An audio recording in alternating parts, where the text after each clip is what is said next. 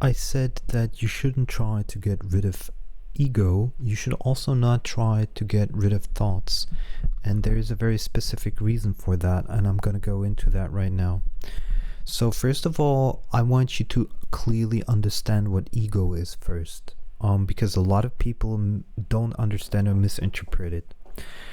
The thing is, first, before you understand ego, you have to understand thoughts. Where do thoughts come from? Thoughts are actually not created in the brain. It's something that is an energy that comes from the lower chakras, from your spine, from your energy field, that these energies then shoot up, basically, and as they hit the brain, they start to create thoughts.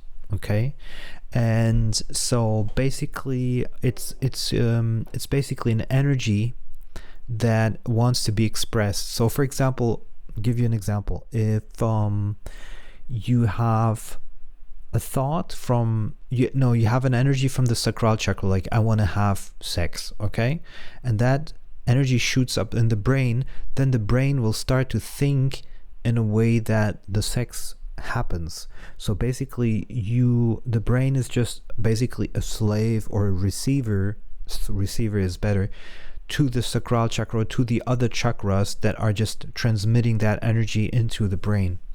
So you are not really your thoughts. We know that from spiritual awakening. We're going to go into that in a second. But the thoughts themselves are also not just because, for example, Eckhart Tolle was once asked, where do thoughts come from? And he had a wishy-washy answer. It didn't make any sense. Because a lot of people don't know this. So, I mean, I've never heard it actually say from anyone else. Thoughts are really just manifestations of the energy that is already coming from the lower chakras. So if you have fear, you're going to have thoughts about fear from the root chakra. If you have sexuality or joy, you're going to have thoughts about sexuality and joy from the sacral chakra. If you have control stuff going on in your mind, it's going to come from the solar plexus, and so forth. So the brain is really just a receiver that is in a way trying to strategize how to manifest or deal with the energies that are coming from the lower chakras, or from the heart or throat chakra. It doesn't matter. I mean, everything that's below here, basically. So the brain is a receiver of that. This is largely misunderstood. People think that the brain is like the most important thing or something. No, it's just a receiver of everything. And when you think too much, you actually block this energy here. You need to let the energy flow upwards. That's where meditation, vipassana, becoming aware of awareness, all this comes in. Or samadhi and all this stuff. Okay. And so we made clear what thoughts are. Okay. So basically, the next part is... I totally forgotten what I was talking about, to be quite honest. It's very early in the morning for me. Usually before 10 a.m. I should make videos. But the thing about forgetting what you're saying is also good, because it makes you learn to not care about what you were saying. That's also part of spiritual awakening. A very important part, actually. So I'm just going to let go right now.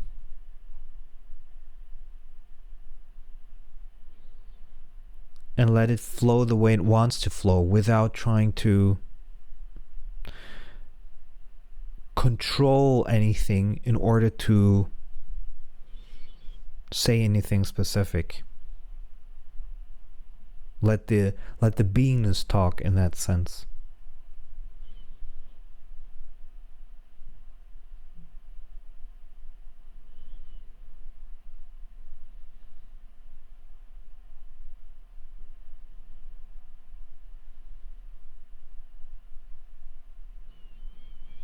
Oh yeah, the ego. Now I remembered. So the ego is basically mostly the libido energy, not only the libido energy, but a lot of this energy coming from the lower chakras in a heightened fashion, in an like as if you were overclocking a CPU. It's basically, let's say it's designed for 100 megahertz, but you're overclocking it to 200 megahertz. Okay, this is basically what the ego the expression "he has a strong ego" is. And what does that mean? It means basically that either fear or desire from the lower chakras is so strong that it becomes almost, to the outside, almost irrational. He needs a big Ferrari in order to catch the chicks, in order to procreate. That's sacral chakra, for example. He needs this or that in order to appease his fear in his root chakra. He needs to control, 100,000 people and their opinions because of a blockage in the solar plexus. So that's what people call a strong ego. It's not inherently bad. It's just an overclocking, basically, of these energies and emotions. Usually comes from blockages within these chakras.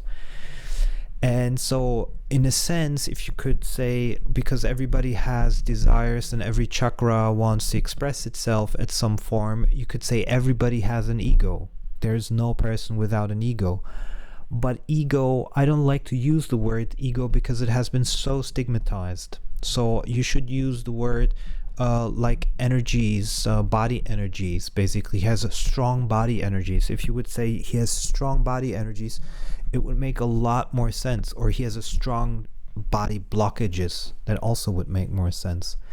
So once you understand that, there's absolutely no need to get rid of the ego.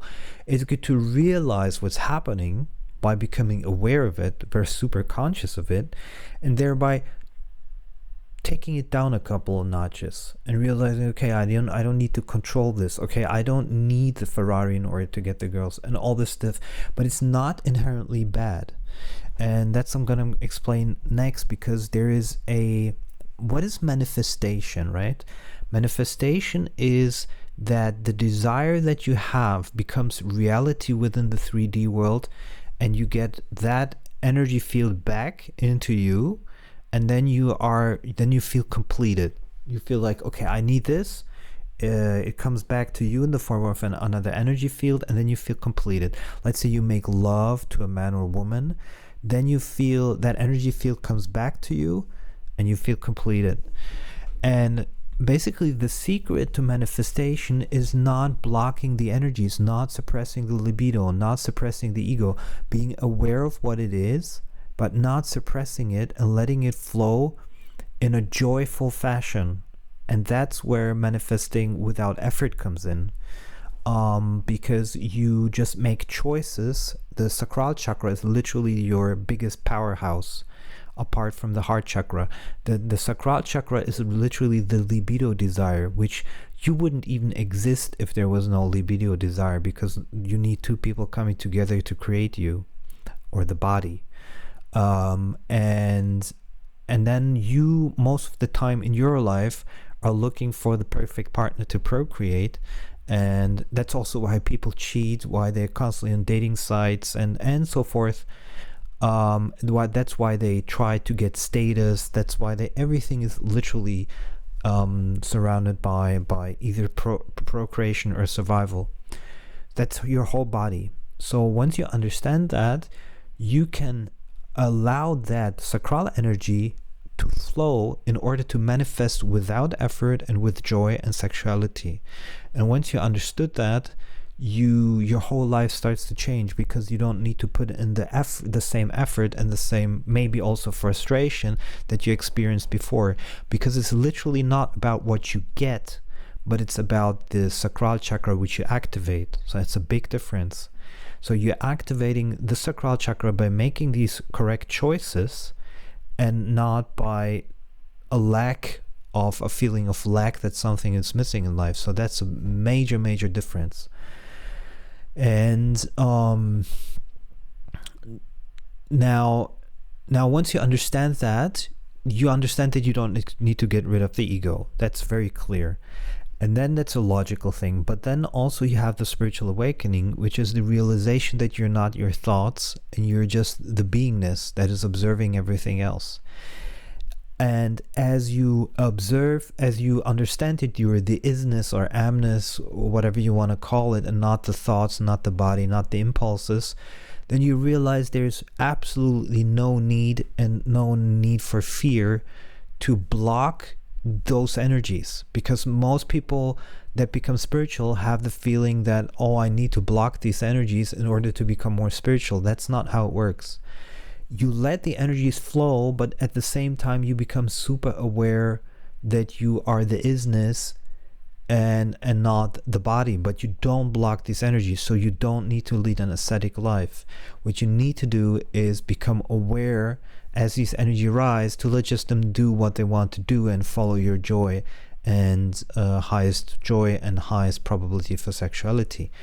And thereby you start to manifest without effort and still being super spiritual.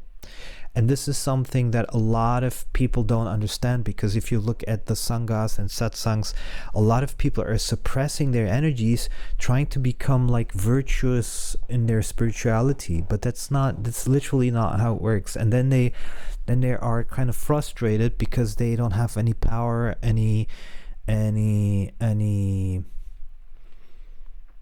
say, any control in their surroundings. Because, for example, if you live in the Mooji Sangha, Mooji is the one who has the control, or a couple of 2 or 3 other peoples in the Mooji Sangha have the control.